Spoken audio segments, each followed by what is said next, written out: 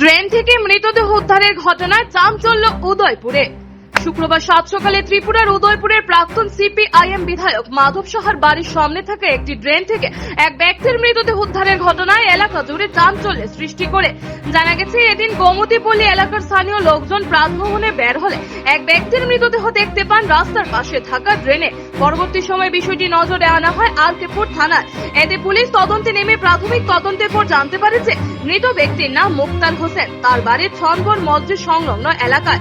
গত 3 দিন ধরে তিনি নিখোঁজ ছিলেন। পরে মৃতের পরিবারের লোকেরা খবর পেয়ে অকুস্থলে ছুটে এসে কান্নায় ভেঙে পড়েন। তাদের অভিযোগ, মুক্তারকে পরিকল্পিতভাবে খুন করে ড্রেনে ফেলে দেওয়া হয়েছে। পরে পুলিশ মৃতদেহ ইনকোয়েস্ট করে ময়না তদন্ত করে পরিবারবর্গের হাতে সমঝে দিয়ে এ বিষয়ে একটি অস্বাভাবিক মৃত্যু সংক্রান্ত মামলা হাতে নিয়ে তদন্ত শুরু করেছে। পাথারকান্দি থেকে মলয় কুমার দাসের রিপোর্ট, নববার্তা টুডে। সকালবেলা আমরা 8টা নাগাদ একটা খবর পাচ্ছি যে এই সনবনস্থিত মসজিদপট্টির কাছে একটা গোমতীপল্লী, এখানে একটা লোক ড্রেনে পড়ে রয়েছে।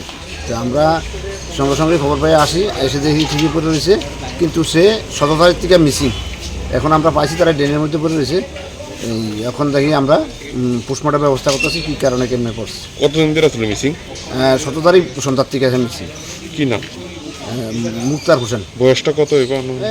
34 বা 35। প্রাথমিক অনুমানে কি বুঝতেছেন আপনারা পুলিশ? সে সবসময় ড্রাঙ্কার আসলো এবং সঙ্গে একটা মদের বোতলও পাওয়া গেছে। কোন জায়গা পড়ে রয়েছে এখন? এই সনবন গোমতীপল্লী, এই ওয়ার্ড নাম্বার 14, নিয়ার মসজিদ, মানে ড্রেনের মধ্যে পড়ে রয়েছে। ড্রেনের মধ্যে।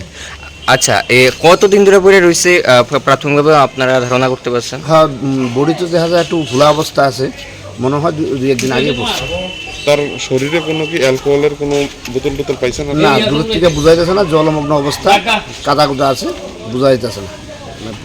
প্রাথমিক তদন্তের পর বোঝা যাবে যে ময়নাতদন্তের পর, পোস্টমর্টমের পর বোঝা যাবে কী করা যায়। ঠিক আছে।